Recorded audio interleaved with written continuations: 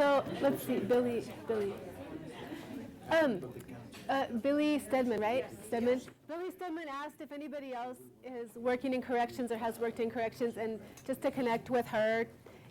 Sometimes it's nice to see how the standards can be carried out and used in all kinds of different learning environments.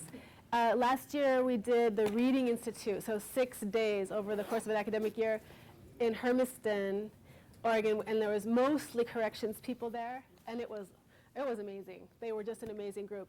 And it has been my experience doing this over the last few years is that usually the corrections people are just a few, 1 or 2 in a group, but last year it was almost all corrections. And so if anybody's worked in corrections, please touch base with Billy later on to work together. And do you have people where you are that have done this kind of stuff? They did. I couldn't do it last year when the rest of my group did. Okay.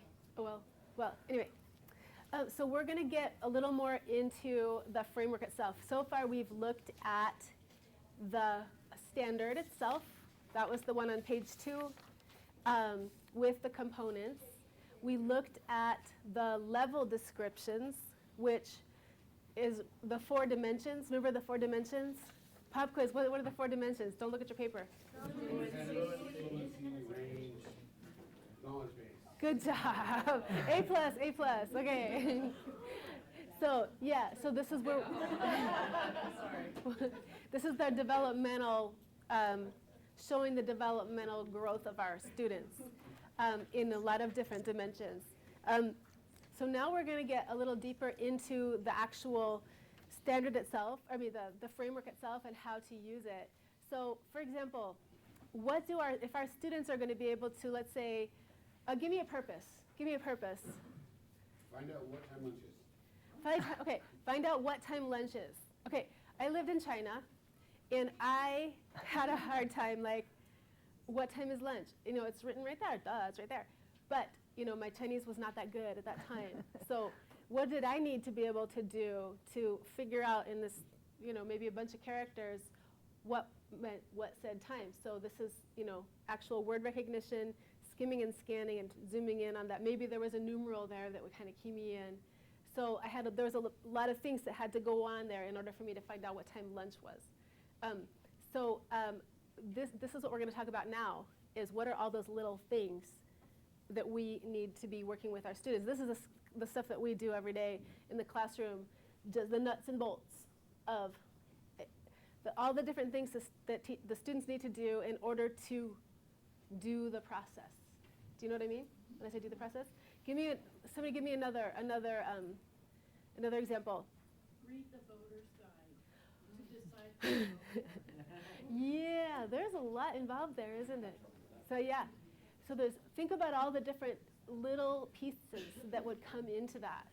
Can help me name some pieces about reading the voter's guide. This would have to be a really pretty advanced student. So figure out who's running for which office. Okay. And understand how the candidates are listed in the guide. So we're looking at text organization, maybe name matching, title matching page numbers to the different pages where people are. What else might come into play there? Yeah. When you're voting yes and it really means no. No, it really means yes. Okay, so looking carefully at the wording. This is where lots of grammar will come into play. Other things like unless is a tricky one. The logic behind the words like that. May, shall, must. All these things will come to play. So these are I got a whole pocket full of nails and screws here and hammer and saw, and we're going to go do this. But it's for what purpose? It's to be able to understand that voter's pamphlet. So I'd like you to open. We're going to just, I know y'all teach at different levels, but we're going to just start looking at level 1 to start. And you'll find in your, let's look before we get deeper. Let's look just at your little tabs on the side. First tab is the elements. elements of the framework. So this is like the basic overview of how the framework is set up. Look down, second tab. What's it say? Single level. Yeah. So we're actually going to go into here, but let's look at the other tabs before we do that. The next one says glossary. I think there may be a few terms missing from the glossary. I noticed a few of the words we've been using are not here. Most of them are. You'll hear things like benchmark, strand, benchmark, components, sub-benchmarks, these kinds of words, and these all should be in here. And if they're not, We need to know. okay, we need to know.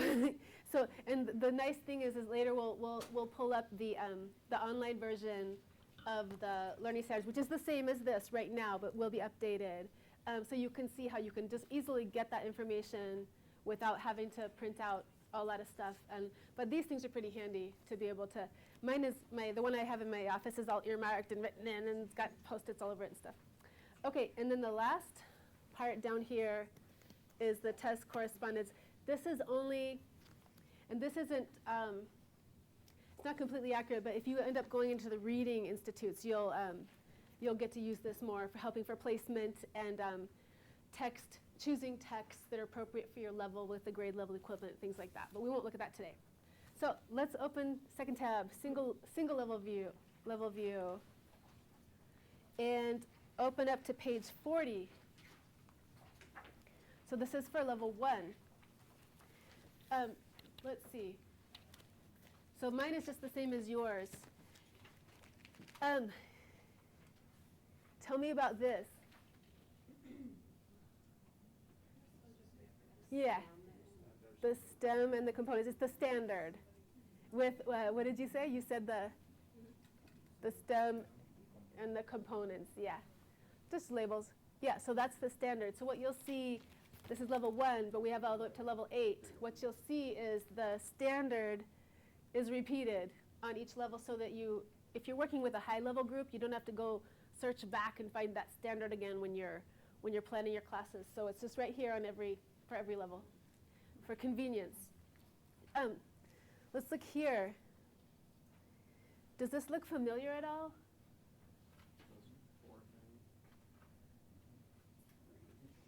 Pages 10 and 11. Yes! Another A plus over here. So remember we looked at pages 10 and 11 right before lunch? And those were the level descriptions. So basically describing what a learner looks like when they're exiting a particular level. So when we looked at pages 10, 11, 12, 13, it was level, level, level. So all 8 levels were all on one spread. Here, they've taken that one column and formatted it just so you can see this one level. So you've got examples of independently being able to read these kinds of texts. And then here are some examples of like real life purpose kind of things that they can actually do at that level. So how are you feeling with the organization of this part? Good? Awesome. All right. Now we're going to move over. Here we're going into new territory. This is page 41. Oops. Oh. Okay. God. I should have done this part. Will you guys humor me and just let me do this part? Okay, with the red. Okay, and then with the blue. Adult learners exiting. Okay. Thank you. Oh. Okay, and nice. Okay. Thank you. All right. Now, you don't have to put that on tape. So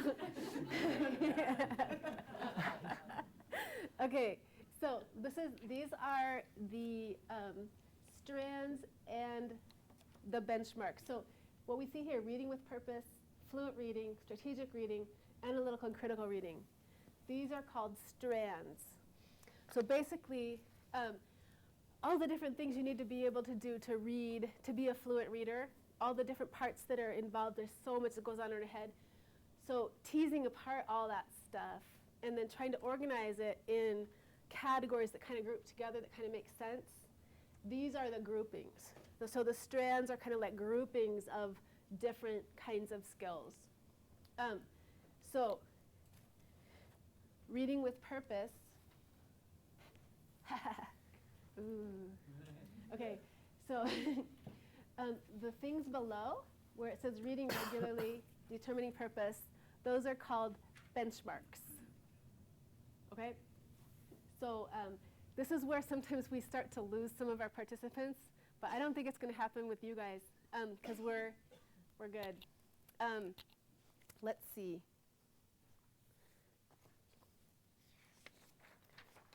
I guess I need to have somebody, if somebody could read, say I need 4 volunteers. We're going to focus in on the fluent reading section. I need 1 volunteer to, maybe 4, we're going to go like this. We're going to go tables, no, we always start, okay, tables 1, 2, 3, and 4. Sorry, guys. Maybe somebody from this table read the first one, second one, third one, fourth one. Okay, first one. Just read out loud. Reading with purpose? Let's start with we're going to look at the fluent reading one. Pronounce. On site? Pronounce on site. I'm sorry. Pronounce on site a few high frequency and personally relevant symbols and words found at home and in the community. Thank you. We're going to stop just for a second. Notice how this is pretty short, on-site word recognition, and this was a lot more, it elaborates more. When we need to refer to it really quickly and just use kind of a label, it's going to be that on-site word recognition real fast. And then the longer explanation is this, or you can say R1, F1.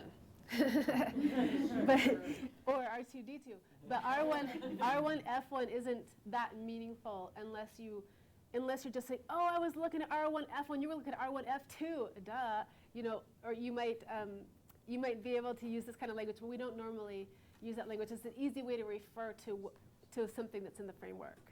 So, okay, table 2, the second one. Recognize the sounds of English language and some one-to-one letter sound correspondences. Excellent. And so what's the label for that one? Word parts. Good. Table 3. Acquire and apply meanings of some very simple and common signs and symbols, and some words related to health, safety, and personal needs. Good. And short is? Word meanings. Word meanings. Good. And then what happened for the last one? We're not there yet. Oh. Yeah. So notice it begins at level 3. This is where that fluency starts to develop. So you'll see some of them don't come in until a little later on. You actually see this kind of strategy of the layout a lot. So some things are introduced a little later because it's a skill that is just develops later. Some things drop out because they're things they've already got, and it's assumed that they have everything from the lower levels. Okay, very good. Oh, before we go on, notice with the strategic reading, there's the prior knowledge, word level strategies. I think a lot of us are pretty good. We connect stuff with prior knowledge, everything that we're doing in class, but not always. And this is a really good way to create that continuum, that learner that's developing developmentally. The word level strategies are things that we often do in class where we're analyzing word parts, we're teaching students to recognize prefixes and suffixes and all this kind of stuff. And then more text comprehension strategies like marking and a lot of different strategies there. Then the analytical and critical reading, we might normally think of some of these things as stuff that happens when they're getting close to college transition stuff. But actually, some of these things can happen a lot earlier on. It's part of the whole brain process. Yeah? Is that simplified list in Word? Is it? I know in the writing, okay, people wanted that, and it's in the writing. I left one writing on everybody's table, except for you, sorry, because there were only 4. Here, you guys can use mine. I think that was added because people had that same request. That was added to the writing. I don't know if it's going to be put. We can request that as part of the online version. Yeah. No reason why it can't be. Yeah. In fact, as you later will see that that list, the short list, is actually in the benchmarks. But it would be nice to have a little summary like that. So thank you for that feedback. Okay. So, yeah, strands and benchmarks. I gotta see where I am now. Okay. So we were just looking at the strands and the benchmarks. We already read that. All right. Now let's look at turn to the next page. What's wrong with this? Okay. Okay. Turn to the next page. This says page 40, but it's not.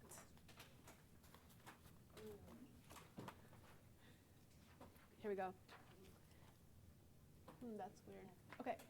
So we are on page 42. And what do you see at the top? Yeah, again. Why do you think it's repeated so much? Important words are repeated. Thank you. Very good. Yeah, just because whatever we're teaching, whether it's how to highlight keywords in a text or, whatever it is, it's keeping that whole process in mind for whatever we plan is really, really important. So it's just a reminder all the time. And not every single lesson, every single day is going to do this entire process, but over a unit, over a integrated unit, all of it should happen. Okay, so there's that. And here we have the strands. So there's that reading with purpose, the fluent reading, what we just saw on the previous page, right here. And then below, you'll see these are the little labels, the word parts, the word meaning. So right on the side. So you've got the short version and then the long version. We do need to add that page, I think. So am I losing you guys or is this making sense? Not sure. Okay. And again, these are the tools that the students need to do whatever they want to do with their reading.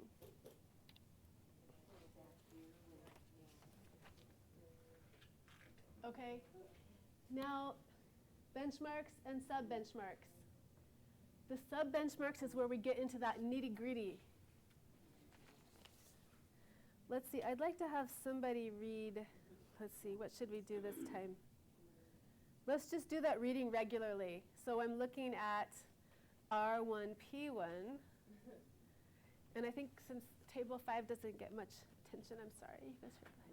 We'll start with Zara. We'll have Zara, Glenda, and Kevin. Zara, read A, B, and Z. Yeah. Read familiar store signs, product labels, and related ads. Yeah. Read high-frequency practical and survival signs and symbols.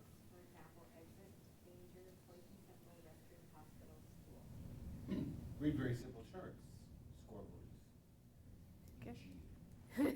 Yes. Okay. So here we are. These are the real nuts and bolts of what we're working with students on. But again, it's all for the process of the standard itself. Okay? All right.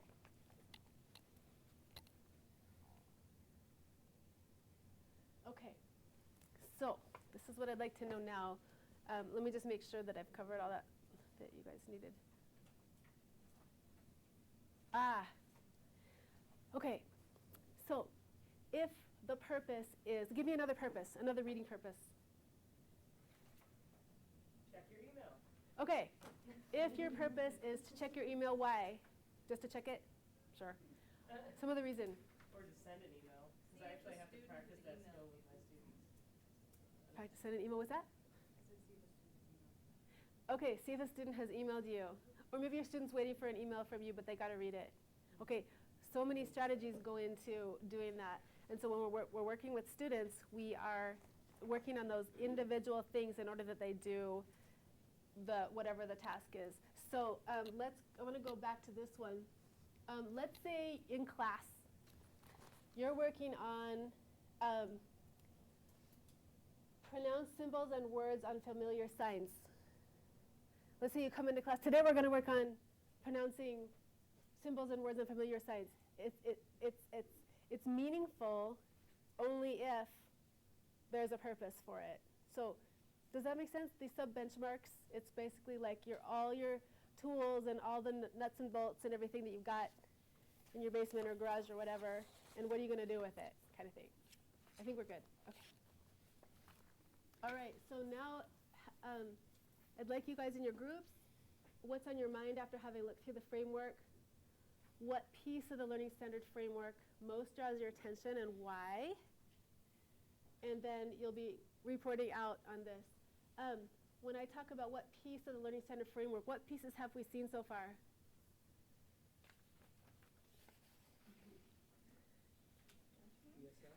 We've seen the benchmarks. I want to go from, so the standard. The STEM and the components. STEM and the components of the standard. Good. Together. Strands, benchmarks, sub-benchmarks, and level descriptions. Yeah? Yeah, so we've seen the component with the STEM and the the standard with the STEM and the components. It doesn't matter, just say standard, it's fine. And then we said level descriptions, and now we've seen the benchmarks with the strands and the sub-benchmarks. You don't need to be fluent in this lingo, but the actual parts of the framework are important to know. So in your groups, I'd like you to just thumb through, back and forth again, talk about what pulls you, what most draws your attention, and explain to each other why it most draws your attention, and we'll share out in a minute as a group. What if I don't, shrink this page? Standard, point to this, STEM, point to this, so that we can keep referring back in case we didn't remember. Levels. Example of one of each. Yeah. Yeah, yep. Someone was sitting around deciding.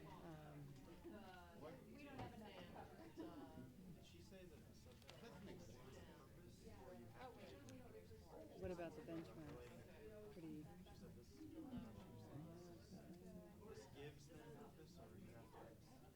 It's a nice umbrella for the strands.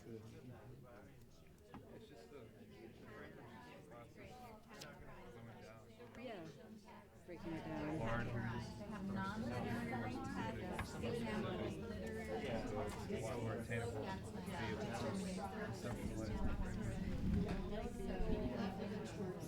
And then our job is to take it.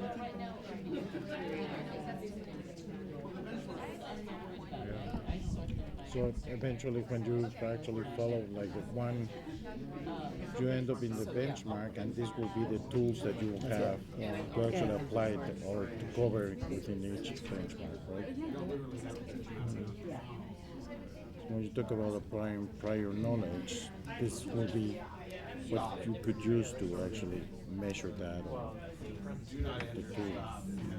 and this would work, I don't know if at the college level. I wonder if there are Grading papers and stuff. textbooks that are lined up with this. Because it modifies the Good point. Yeah. Well, isn't that what you were saying, Yeah. kind of, that there are? Well, in Spanish, But there aren't, yes. Tried them? there are not. There are not, yeah. There are? Are they lined up with this No, already? Or- there are not even, there's only like one subset of materials, basically the textbooks in Spanish, but there are no other materials. So, Okay, yeah. No, yeah. We're on. You think about math that way a lot, where it's like you have all of these things you have to do in math, and you think about it as like, oh, I have to do that first, and then that second, and that third. But really, you can integrate activities so that you're covering several at once, and that's allowed. But I don't know, it's hard to do. I think it's easy to enough. It's simple to say that we're doing a lot of this stuff already. Oh, yeah. This is just like describe how it's described, officially described Yes. what we're doing. And I sometimes tell my students that too. You already know how to do this. This is just the word that says what you are doing. And so. So what about, and all I have is questions, but would you say that one class is at one level, or each individual student is at their own level, and then Gosh, you I cater wish I to had that a- student? You know what I mean? I wish I had the luxury of having different level classes, but I don't. All my students are in one class. I have people who can't read or in their own Yeah, they're language all in the or same speak class, any right? English at all, and I have But people you mean who are. within the same level class, right? I mean, Yeah. students are at different levels. Right, yeah. Yeah. So you have to keep all I of only the have- levels Literally in mind, from sort of. and- beginning Sure. literacy to advanced. We don't have enough students Yeah. to divide them. I know. I have 10 or 12 on a good night, 5 or 6 on a not so good night. And that's it. That's the entire college. Great variance between the students. I mean, you have some that are just Yeah. beginners and some are advanced in the same I'm class. actually kind of relieved when the ranked beginners don't show up which is a horrible way to feel. But I can go, oh yeah, okay, we can work on something that we can all talk about. It does create a challenge, a real challenge.